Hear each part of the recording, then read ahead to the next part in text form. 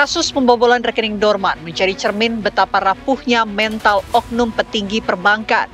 Canggihnya sistem verifikasi berlapis membuat para oknum ini mudah menjebol dana nasabah. Akhirnya, masyarakat umum sebagai nasabah itu pun gigit jari. Hanya dalam hitungan menit, uang miliaran rupiah bisa saja raib digondol sindikat penjahat dengan bantuan orang dalam seperti nasib yang dialami pengusaha properti. Walaupun SOP-nya baik, aturan sudah ada, SOP sudah ada, kemudian sistem IT-nya oke, ya. Kalau orang dalam yang bermain akan susah karena ada musuh dalam selimut membuat sistem itu tidak jalan. Seharusnya bank punya fraud detection system, ya, sistem untuk mendeteksi fraud, mendeteksi kecurangan atau katakanlah penipuan yang terjadi. Tapi karena ada orang dalam yang bermain, jadi ini tidak berjalan. Ada anomali, ini transaksi menyimpang. Bareskrim Polri menetapkan 9 orang tersangka dalam kasus pembobolan rekening dorman dari salah satu bank plat merah. Kasus ini bermula pada awal Juni 2025 ketika sindikat pembobol bank menemui salah satu kepala cabang pembantu bank BUMN di Jawa Barat. Pelaku mengaku sebagai tim Satgas perampasan aset salah satu kementerian. Sindikat itu kemudian memaksa kepala cabang untuk menyerahkan user ID untuk aplikasi core banking system. Pada 25 Juni 2025, berkat user ID yang diberikan kepala cabang, pelaku dengan mudah memindahkan uang sebesar 204 miliar rupiah dari tabungan milik seorang pengusaha tanah ke 5 rekening penampungan. Aksi pembobolan rekening dorman ini berlangsung hanya dalam waktu 17 menit. Kepala cabang menyerahkan user ID aplikasi core banking system milik teller dan kepala cabang kepada salah satu eksekutor yang merupakan ex-teller bank untuk kemudian melakukan akses ilegal terhadap aplikasi core banking system dengan melakukan pemindahan dana secara in absentia senilai 204 miliar rupiah ke 5 rekening penampungan yang dilakukan 42 kali transaksi dalam waktu 17 menit. Rekening dorman adalah rekening yang tidak aktif bertransaksi dalam kurun waktu tertentu. Setiap bank yang memiliki kriteria tersendiri dalam menentukan status dorman, mulai dari tidak aktif bertransaksi selama 3 bulan hingga 12 bulan. Sebelum kasus ini terbongkar, PPATK sempat memblokir 122 juta rekening tidur yang berasal dari 105 bank.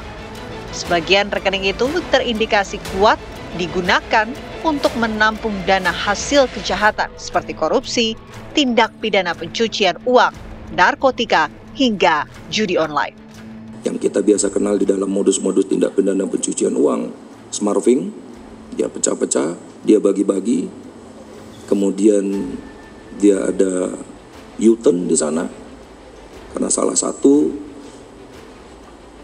money malls tadi, rekening yang dipakai untuk menampung dana hasil retas itu ternyata terindikasi adalah milik pelaku utama tadi yang merupakan pimpinan Bank BNI.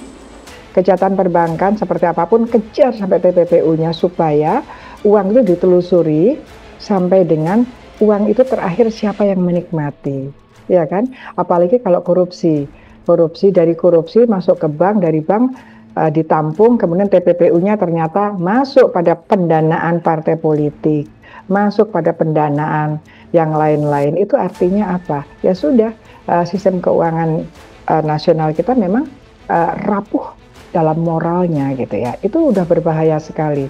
Jadi jangan juga bank menjadi peluang orang menyimpan uang atau digunakan sarana pencucian uang atau memang untuk penampungan dana-dana dari korupsi, dana-dana dari narkotika, dana-dana dari judi online. Lantas, mengapa rekening dorman menjadi incaran penjahat? Kelebihan rekening dorman ini, kelemahannya adalah dia tidak diurus secara baik oleh si pemiliknya. Pemiliknya cuek aja, dibiarin, jadi tidak aktif, jadi dorman dia. Nah, kalau ketahuan tidak diurus oleh si pemiliknya, maka kalau dibobol berarti dia nggak tahu gitu, nggak ada was-was sama sekali gitu ya. Hingga itulah menyebabkan dia menjadi target. Dan hebatnya lagi, si pembobol ini dia selalu bekerja pada akhir pekan, bukan untuk mengurangi kontrol dari sistem perbankan, tapi kalau akhir pekan tuh Jumat misalnya, follow up untuk mengejarnya hari Sabtu Minggu sudah tidak ada karena hari libur gitu.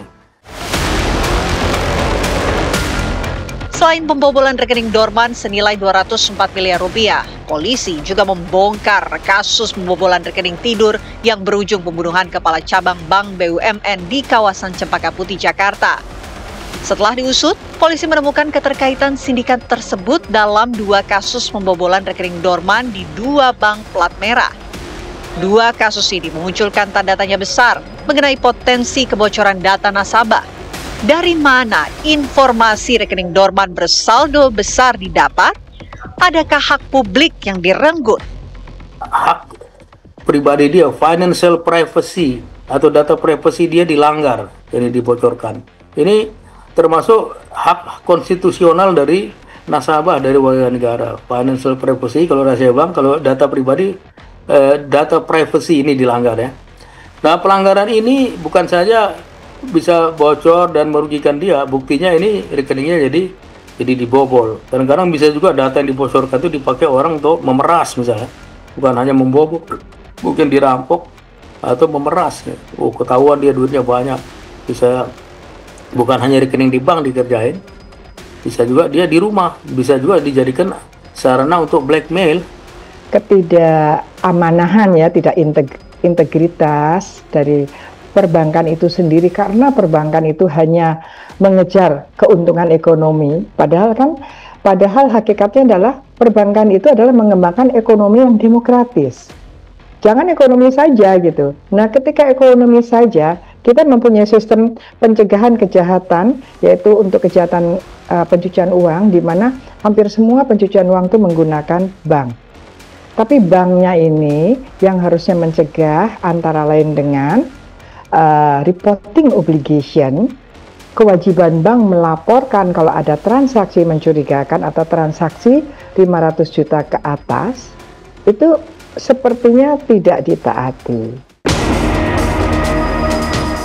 Belajar dari kasus pembobolan rekening dorman ini, industri perbankan harus meningkatkan mitigasi risiko, khususnya di kalangan internal. Sementara Otoritas Jasa Keuangan atau OJK juga harus mengambil langkah tegas agar kejadian yang merugikan nasabah perbankan ini tidak terulang di kemudian hari.